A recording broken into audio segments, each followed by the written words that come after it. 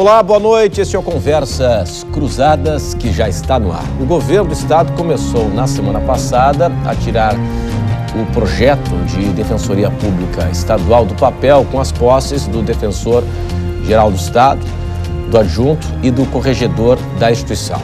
A expectativa é de que os editais para a contratação de defensores saiam nas próximas semanas e os trabalhos comecem até o mês de março do ano que vem. Apesar desses encaminhamentos, alguns pontos da instalação da defensoria ainda são questionados, como, por exemplo, o número de defensores, 60 para 111 comarcas, e a contratação de comissionados nos cargos de chefia. Mas qual será o ideal para começar a prestação de serviços, acima de tudo, para os chamados hipossuficientes, para a população pobre em Santa Catarina? Este é o ponto de partida do Conversas Cruzadas desta noite.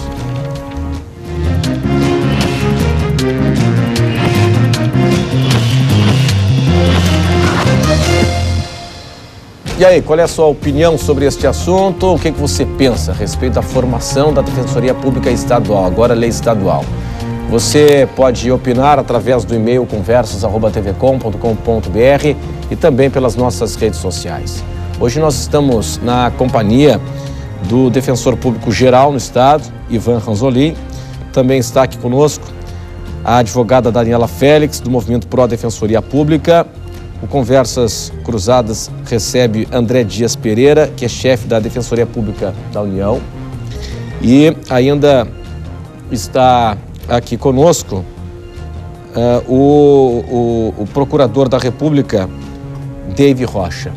Queria muito agradecer a presença de todos hoje no Conversas Cruzadas na TV Com, que tem um oferecimento de Senge em defesa do profissional da engenharia sempre, Federação das CDLs Catarinenses, 40 anos à força do associativismo lojista, Restaurante Ostradamus, ostras depuradas, RDO, visite o apartamento decorado do Apoena em Palhoça, põe na conta Queres, a prazo, primeiro pagamento em 2013. É importante, nessa fase inicial do programa, deputado Ivan Ranzolin, a gente explicar como é que está a implementação da Defensoria Pública Estadual, criada por força de lei, depois daquela mobilização que houve no Estado, da ação na Justiça, determinação do Supremo Tribunal Federal, enfim. Como é que está hoje a formação da Defensoria Pública e as etapas? Boa noite. Boa noite. Quero, em primeiro lugar, cumprimentar os debatedores que estão aqui, a doutora Daniela, o doutor David, o nosso presidente, o consultor, o defensor da União, com quem nós já tivemos contato, e dizer o seguinte: em função de duas ADIs que foram encaminhadas ao Supremo Tribunal Federal,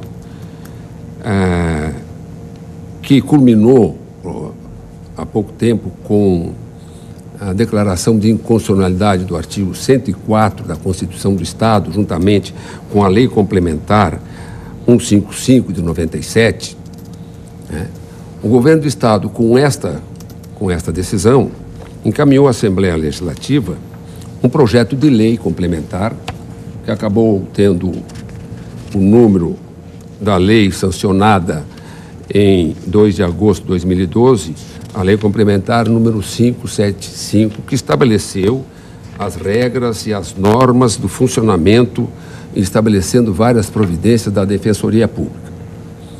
Essa lei foi debatida amplamente na Assembleia Legislativa e o projeto foi debatido, que culminou com esta lei.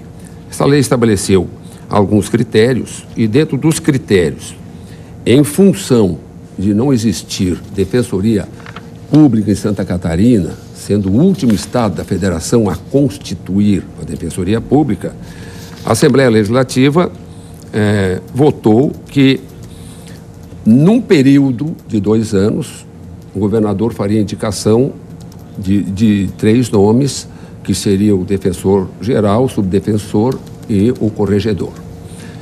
Passado a publicação da lei, o governador encaminhou à Assembleia, e a Assembleia, por votação, ratificou a posição do governador, indicando o meu nome, indicando o nome do Dr. Sadi, que é um nome reconhecidamente capaz de notável saber jurídico no Estado, por ter sido presidente da OAB, que instituiu a Defensoria da Ativa em Santa Catarina, por ter sido procurador, um advogado brilhante, foi colocado o nome dele. E foi-se buscar um técnico, que é o Dr. George Zacarão, que esteve até esses dias na Secretaria de Justiça.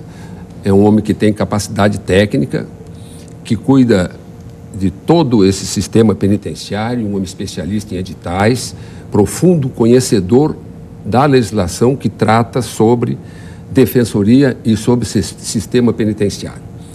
Com esses 3 nomes aprovados na Assembleia, nós tomamos posse. Mas antes da posse, nós fizemos vários contatos.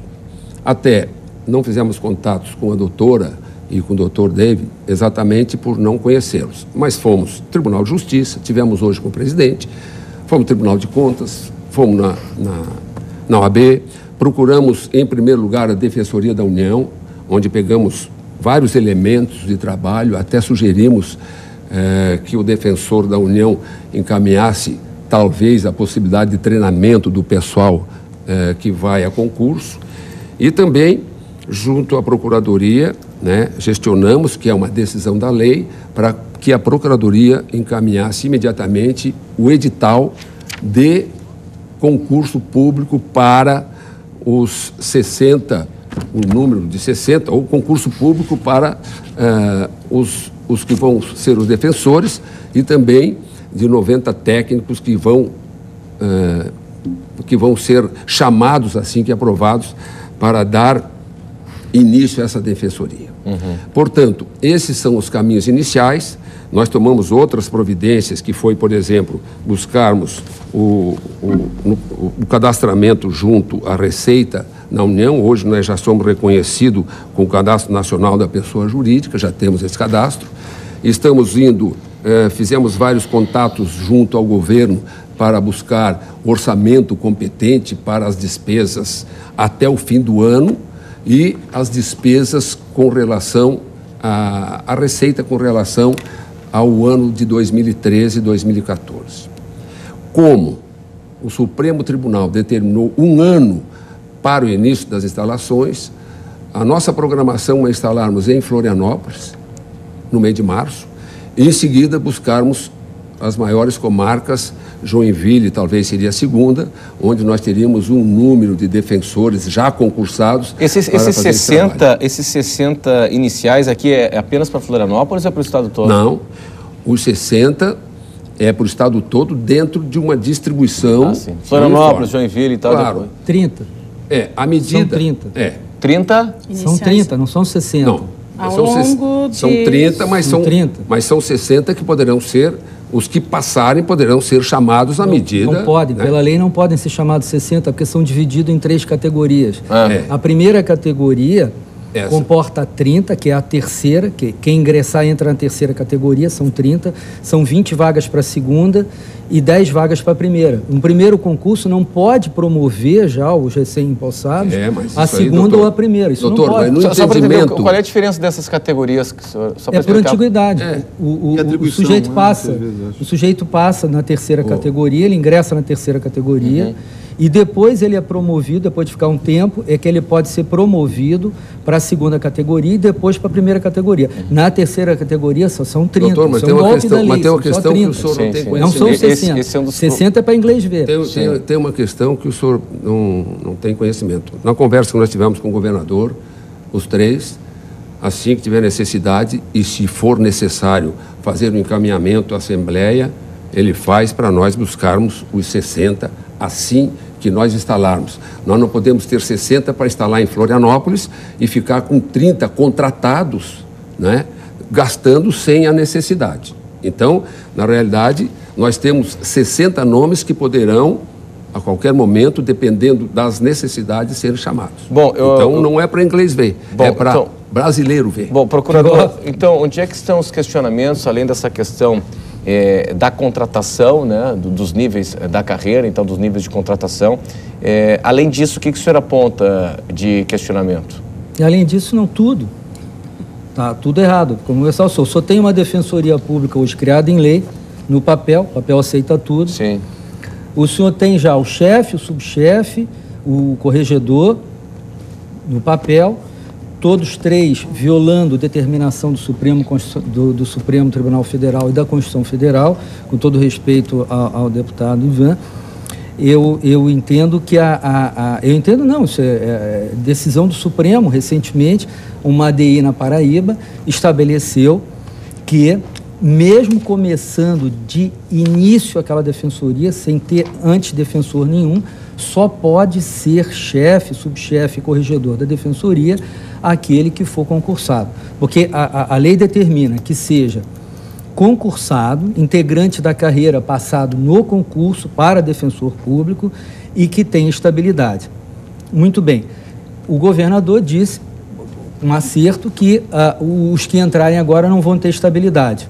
Então, de duas uma, ou você opta por privilegiar apenas um dos critérios, que é ser da carreira, flexibilizando o outro, que é não ter estabilidade, o que o Supremo já permitiu em outros estados, ou você, então, vai em detrimento desses dois requisitos, que é ser da carreira, não ser da carreira e não ter estabilidade. Porque, com todo respeito, o nosso novo defensor público, ele também não tem estabilidade no cargo e não é da carreira. Sim. Então, entre não ser da carreira e não ter estabilidade, é melhor ser da carreira, porque não ter estabilidade nenhum tem. Mas eu desejo contestar o doutor com todo respeito.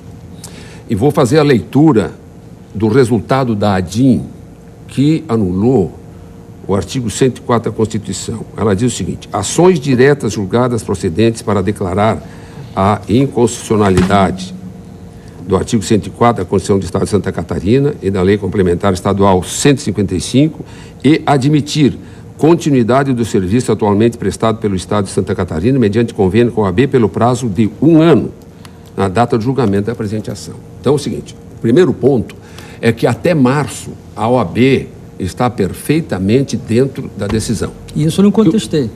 Não, o senhor contestou, eu até não sei o que eu tenho contra os advogados, o senhor tem contestado que a OAB não pode ter convênio com a defensoria. Numa proporção mínima. Lógico, mas o senhor não sabe qual é a proporção que nós estamos estabelecendo. Por outro lado, a decisão do Supremo, eu acredito, eu li bem, o senhor sabe que eu tenho muito respeito pelas pessoas. Eu tenho 8 mandatos, nunca consegui um inimigo porque eu discuto fatos, eu não discuto com as pessoas. Então eu tenho muito respeito por aquilo que o senhor escreveu. Mas eu acho que no que o senhor escreveu, o que o senhor escreveu aqui, pedindo a intervenção do Estado, o senhor está equivocado em alguns pontos por não ter conversado conosco. E eu acho que eu vim aqui propor uma parceria. Eu não vim propor uma discussão. Eu acho que, com a sua inteligência, o senhor pode nos ajudar muito, porque nós estamos abertos ao diálogo e ao entendimento. O nosso objetivo é prestar o melhor serviço jurídico às populações mais carentes. Mas eu vou dizer o seguinte, por exemplo, a decisão do Supremo, ela não estabelece normativamente o que o Estado deve fazer. Ela estabelece que a Lei 155 é inconstitucional. Portanto, a Defensoria da Ativa, no mês de março, desaparece. Entra a Defensoria Pública. À medida ela em não que... desaparece. Não. Porque vai entrar só 30 defensores. Não, mas a Defensoria da Ativa passa a ser Defensoria Pública. Então, não existe mais a Defensoria da Ativa. O que vai existir... Não vai ter mais convênio com a OAB. O que vai ser o seguinte, convênio com a OAB é possível ter. Não, é possível não vai ter, porque 30 defensores não vão cobrir 111 comarcas. Claro, mas agora eu lhe faço uma pergunta. Primeiro, deixa eu concluir meu raciocínio, porque nós temos que ouvir os dois. Eu só vou pedir um pouquinho mais de objetividade para a gente ampliar o debate, por gentileza. Eu entendo que a decisão não estabeleceu as regras. E quando o senhor entrou com a ação pedindo intervenção, a primeira coisa a ser feita é declarar a lei inconstitucional, porque o governador está baseado numa lei. Se ela for declarada inconstitucional, como foi a primeira vez, aí sim o governador tem que abrir mão. Mas não houve a declaração de inconstitucionalidade da lei. Então eu acredito, eu contesto a sua manifestação dentro daquele documento que o senhor encaminhou pedindo a intervenção do Estado, porque eu acho que não houve nenhum desrespeito à Constituição e nem à lei. Bom, o seguinte, doutor André, qual é a observação do senhor a respeito do contexto hoje, né? Porque nós já fizemos, né, Daniela, o seguinte, vários programas aqui para discutir a não existência em Santa Catarina da Defensoria Pública Estadual. Com problemas, com questionamentos ou não, o fato é que o Estado criou por força de lei, determinação do Supremo Tribunal Federal, a sua defensoria. E mesmo assim não está servindo, do ponto de vista do segmento que a critica. Bom, há um ambiente de instabilidade, pelo que eu percebo, né? A gente vai discutir isso em instantes. Mas, doutor André, onde é que está o problema, além disso que nós tocamos aqui?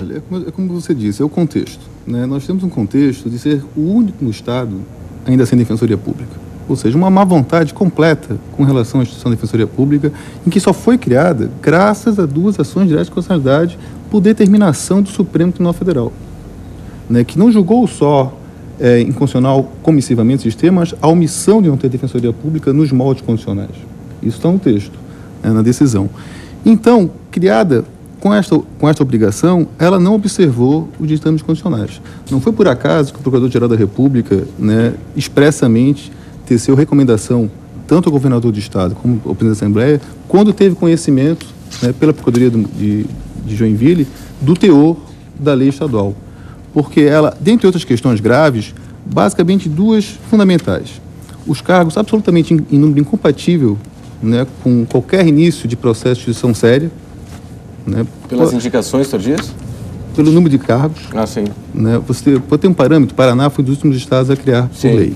Ele já criou de forma escalonada, na sua própria lei, 330 cargos. O primeiro concurso que está em andamento é para 193 cargos. Daí você tira um parâmetro, né, da diferença de vontade política de implementação da instituição realmente efetiva. Né? E o outro ponto fundamental, também sem questões pessoais, é a indicação de defensor-chefe por pessoas, né, de fora da instituição. Isso não fere propriamente só a lei, fere a própria Constituição, que determina a autonomia da instituição. Como os defensores públicos que vão ingressar na carreira vão se sentir com independência funcional, que é uma prerrogativa da carreira, se o seu chefe não é da carreira, é alguém ligado politicamente, indicado politicamente pelo governador, de fora da instituição. Tá, nós iremos abordar em instância a questão da independência funcional, da autonomia. O que me preocupa é o seguinte, como é que vai ficar o atendimento aos pobres? Porque é o seguinte, vai terminar o convênio com a OAB, a Defensoria Pública... Ninguém briga por isso. Não, mas olha aqui, mas o Supremo disse que é inconstitucional. Sim. A Defensoria dativa, né, os dativos, são inconstitucionais, segundo o Supremo Tribunal Federal.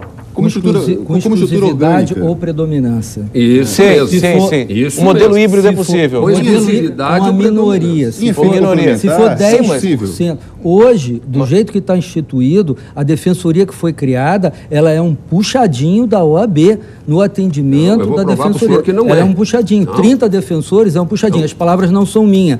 São da deputada Simone Schirman, na última audiência pública que ela falou. A ser criada como for e vai ser tudo bem, mas é o seguinte, Daniela Félix, a questão é a seguinte, como essas pessoas carentes vão ter acesso ao atendimento jurídico sem a OAB nesse momento de transição e com 30 ou 60 defensores? Bom, boa noite a todos. Licença, né? Com todo respeito, a gente não está aqui criticando pessoas, a pessoa, mas sim as figuras. E assim, como o doutor André falou, foi sonegado por parte do governador do estado um processo democrático que vem sendo construído desde 2005, com as ações diretas, com a articulação dos movimentos sociais em prol da criação da Defensoria Pública no estado de Santa Catarina, né? Como mesmo já comentado na mesa,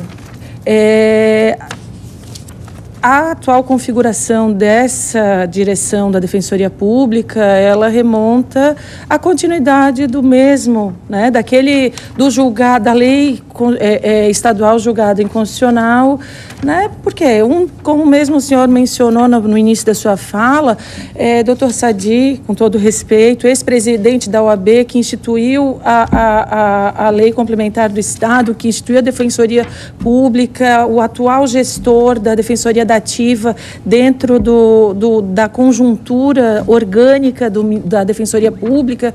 Para mim, quando eu fiz essa análise, inicialmente eu vi, sim, bom, teremos realmente um pacto de continuidade com relação à prestação de serviço e acesso à justiça no Estado de Santa Catarina. Como defensora dativa, né, continuo sendo e atuando na Defensoria Dativa aqui na capital, vi realmente no decorrer deste ano assim, uma evasão completa de advogados inscritos na lista.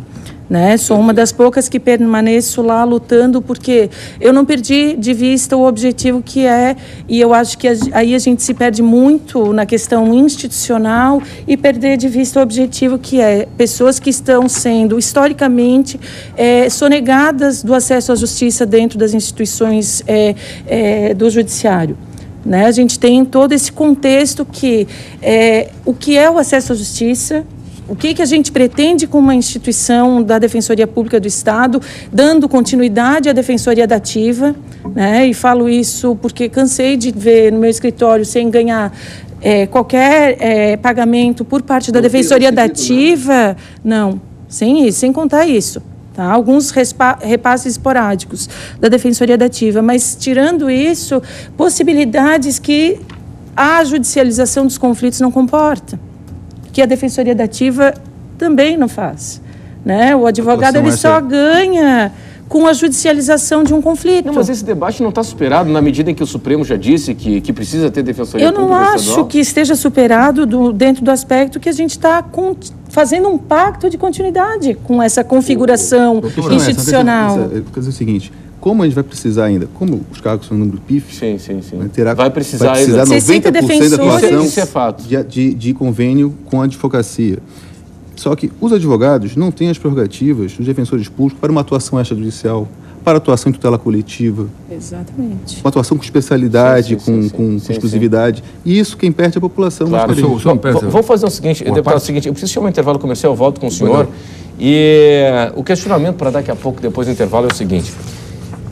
Em função do discurso que a gente percebe no Estado, de contingenciamento, né, de redução no custeio da máquina pública, embora a notícia de hoje no Diário Catarinense da previsão de aumento de até 2% na arrecadação para este ano e tal, na arrecadação estadual, mas o discurso é de controle de gastos, a questão da lei de responsabilidade fiscal e tal. É uma utopia pensarmos que nós teremos um efetivo, né, um corpo funcional da Defensoria Pública Estadual que seja a maioria conforme prevê a lei, procurador, e aí tendo a Defensoria Dativa como apenas um complemento em algumas regiões do Estado, isso é uma utopia ou o Estado tem condições financeiras de bancar uma Defensoria Pública Estadual forte e capilarizada? Intervalo, até já.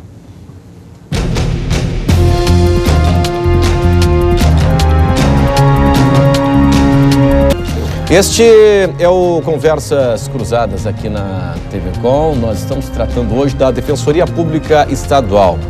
Foi criada, é lei em Santa Catarina, fruto de uma mobilização popular. Santa Catarina era o único estado sem uma Defensoria Pública Estadual. O Supremo decidiu que o que havia até então era uma lei estadual que criava um convênio com a OAB na chamada Defensoria Dativa. O Supremo disse que isso aí é inconstitucional e que o Estado deveria criar, num prazo determinado, a sua Defensoria Pública Estadual. Mas a lei que foi aprovada na Assembleia, ela é muito contestada no que diz respeito ao número de cargos e também a formação dos quadros, né? A parte dos cargos ocupados através de indicações. São cargos comissionados, os cargos de gestão, né, da direção-geral da nossa Defensoria Pública Estadual.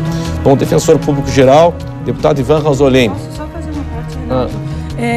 O projeto de lei que foi aprovado não é o projeto de lei que foi feito pelos movimentos sociais e apresentado à Assembleia com 500 mil assinaturas. Então isso é uma falha, né? Isso, tá. Então, assim, esse projeto de Defensoria Pública que chegou nessa lei que a gente tem hoje, não é a lei. Mas se buscou o debate? Se buscou o debate? Tiveram 2 audiências públicas para discussão de uma lei encaminhada pelo governador do estado, tá? E que foram ouvidos os movimentos sociais. A ANADEP teve presente, a ANADEF e os 9 deputados de oposição atualmente na Assembleia Legislativa. Ou seja, houve, e a gente sabe, uma determinação de aprovação com singelas mudanças para contemplar algumas questões que os movimentos ansiavam por isso, tá? Com relação ao aumento do número de vagas, o doutor David estava lá, foi aumentado o limite de 60, que já era previsto no projeto encaminhado pelo governador, tá? E mais algumas questões periféricas. Qual é o número ideal? Tem um número ideal? Teria um número ideal de ter, que é o seguinte, você tem para acusar o pobre, você tem um promotor de justiça. Para defender o pobre, para você dizer que existe um equilíbrio constitucional nessa defesa, você teria que ter, na previsão dessa lei, o mesmo número de defensores públicos que existe hoje de promotores de justiça, que é quase 400. Sim. Então, menos que isso, você tem um desequilíbrio, você tem uma rematada desigualdade no tratamento do pobre. Porque para acusar o pobre, você tem 400 promotores. Isso nós vamos ver o seguinte, origem do recurso para isso, vai ser discutido. Mas eu quero fazer uma pergunta aqui. É questionado que tem 60 defensores. Isso, nós estamos conhecendo agora, foi feito um estudo sobre a questão da lei da responsabilidade fiscal e estima as possibilidades do Estado, porque todas essas pessoas vão ser eternamente funcionários servidores do Estado. Outra coisa, Santa Catarina, quem nos critica, tem 12 defensores públicos federais. Não é isso? Não, deixa eu completar. Tem 12 defensores públicos. Só que não tem independência.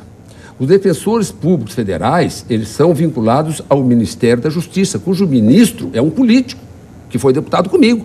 Eles têm independência, claro, eles têm autonomia funcional completa. Não, mas eles têm vinculação com o Ministério. Não, eles não têm absolutamente. Isso não quer dizer que eles não têm. Agora, deixa eu autonomia funcional. Deixa eu concluir. Eu quero concluir uma questão do debate. Então é o seguinte, então se tem 12, e foram criados 60, né, a verdade é o seguinte, os defensores, a OAB na Defensoria da Ativa está fazendo muito o papel que seria da Defensoria da União. Por isso que nós fomos procurá-lo, para nós fazermos uma parceria, para nós nos integrarmos junto com a União para fazer uma defensoria adequada. Inclusive, eu estou aqui, ó, o doutor aqui me entregou um trabalho que eles fazem maravilhoso, que muitas coisas nós vamos copiar. E vamos dizer o seguinte, vamos juntar a Defensoria da União com a Defensoria do Estado, com o trabalho que vocês fizeram de muito tempo, e vamos fazer um trabalho conjunto. Nós queremos buscar a experiência de vocês e não renegar. Então, vocês estão fazendo um prévio julgamento, inclusive, quero dizer para o senhor o seguinte, eu só faço uma observação de uma coisa que o senhor colocou aqui, que o senhor estabeleceu uma questão pessoal. O senhor disse que nós vamos buscar cabide de emprego e que nós somos políticos, e o senhor nos atacou. Não, o cabide de emprego é uma coisa que nós não precisamos, nenhum de nós. A lei diz que tem que ser nomeada uma pessoa com um notório saber jurídico. O senhor se formou em 79, o senhor se formou em 67, 79 o senhor entrou para a política e nunca mais teve nenhum cargo jurídico. O negócio é o seguinte, o senhor não sabe qual é a minha capacidade. Eu fui presidente da Comissão de Justiça durante 16 anos. Saíram algumas leis de 79 para cá. Agora o senhor está me chamando de desatualizado sem me conhecer. Então o senhor disse que eu estou procurando cabide de emprego. O senhor não. Olha, o senhor foi nomeado. Deixa eu fazer uma pergunta. O senhor acha que aqueles ministros do Supremo Tribunal Federal que foram indicados pelo presidente da República foram buscar cabide de emprego? O senhor está dando essa conotação. Eu falei alguma coisa no Supremo? Mas o senhor está dizendo que eu fui indicado por governador como político, então todas as indicações políticas é um cabide de emprego? Não. Há quantos anos o senhor não exerce um cargo jurídico?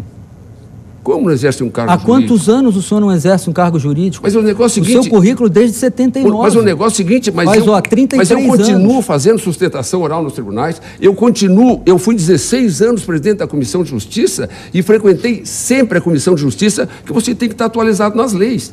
Agora, eu não devo conhecer absolutamente o processo, a legislação, porque eu entrei para organizar. Quem vai fazer isso são os advogados que passaram no concurso. Eu tenho que saber administrar um concurso que vai sair no dia 15. Mas é o mínimo que a gente também espera como movimento social. Eles que têm que conhecer a lei, o senhor não. Não, a lei diz que o seu cargo tinha que ser preenchido por alguém da carreira. Mas como é que o senhor está me julgando? Mas eu não estou julgando o senhor. Que eu fizesse um concurso público para ser admitido? Se o senhor quisesse entrar para a defensoria, mas eu não tenho mais idade para fazer concurso público. Aliás, o senhor já passou dos 70 anos, pela Constituição, o senhor não poderia exercer cargo nenhum efetivo. Mas eu cargo em comissão. Não é efetivo, porque é um cargo de carreira. É em comissão, porque o governador tratou isso, porque o governo está tratando de forma inconsequente a defensoria. Mas acontece o seguinte... Continua tratando de forma inconsequente. E é por isso que nós estamos pedindo a intervenção federal. Pré-julgamento e está dizendo que todas as indicações políticas se formam num cabide de emprego. As indicações políticas do Supremo são do presidente da República. E estão lá ministros de alta qualidade e notável saber jurídico. Previsão constitucional para esse processo e tal. Acho que bom, o seguinte, eu não quero polarizar, eu quero retomar uma questão aqui que foi tratada, a questão da autonomia funcional. Então, deixa eu esclarecer mais questões. O senhor falou que o sistema dativo colabora com a Defensoria da União. É absoluto, porque na Justiça Federal não funciona o sistema dativo assim. É o Poder Judiciário que tem uma verba própria que paga diretamente o advogado que eventualmente faz coisa na Justiça Federal. É fora do sistema dativo estadual. Esse número é suficiente? Mas calma, estou chegando lá. Nós somos 10 defensores da União Santa Catarina. Isso é certo? Isso é errado. Agora, um erro não justifica o outro. Claro. Como o colega disse aqui, 2 erros não fazem um acerto, deputado. Né? Então, a União também está em falta. Mas então o senhor tem que lutar como está lutando para aumentar o número. Mas nós propusemos uma ação agora em Criciúma, da qual eu participei, e a Justiça Federal em Criciúma acaba de condenar a União a instalar a Defensoria Pública da União lá. Nós estamos lutando por isso. Sabe por que isso? Porque um erro não justifica o outro. A Defensoria Pública da União é hoje a última, ainda sem autonomia nos termos do que a estadual tem. Nós temos alguma autonomia técnica, mas ainda estamos vinculados ao Ministério da Justiça por um erro na emenda constitucional 45, que estendeu a autonomia apenas às estaduais. Estamos no processo avançado de emenda constitucional e tal, mas estamos vinculados. Agora, temos a autonomia técnica e autonomia funcional, independência funcional do defensor, isso é da carreira, independentemente da autonomia da instituição. Agora, de qualquer maneira, ainda assim, o governo federal acabou de enviar, em julho agora, para o Congresso, um projeto de lei, deputado, criando 789 cargos de defensor público federal. Parabéns. Não, para todo o Brasil, para todo o Brasil. Quantas vagas a mais para Santa Catarina? Aí vai ter que se fazer um estudo, né, uma divisão. Mas isso já dá para botar. Mas continua Defensoria Pública em toda a subseção da Justiça Federal. Né? Isso é um erro. Não dá independência. Pois é, eu queria, antes do intervalo ainda, Daniela, não é utopia a gente falar em 400 defensores públicos estaduais diante daquilo que o Estado fala, do contingenciamento, da economia, da redução do custeio? Bom, Renato, é assim, eu acho que existem 2 focos que é importante a gente analisar. Primeiro, obviamente que da noite para o dia a gente não vai construir uma instituição.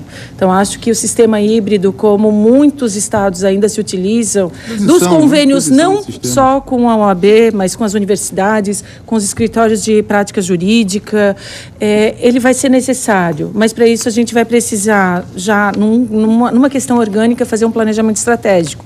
Acho que isso é praxe hoje da administração pública, né? E outro polo, e daí de cunho político, a questão do discurso. Tu vai investir no acesso à justiça, aos impostos suficientes, ou tu vai continuar investindo nas empresas como um projeto liberalizante que o nosso governador tem tomado como modelo, né? Então, assim, a gente vai priorizar. O que investir nas empresas? Como assim? Atrair empresas? Atrair empresa, isenção fiscal, sabe...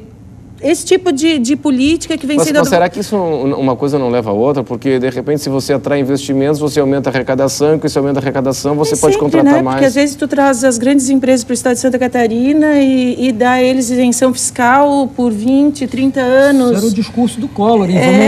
Vamos aumentar o bolo para depois repartir o bolo. Exato, e esse bolo nunca é repartido. Um estado que sistematicamente vem negando assistência jurídica que está na Constituição, aos necessitados. A verdade é essa. Hoje, se um pobre precisar precisar de advogado, ele não tem.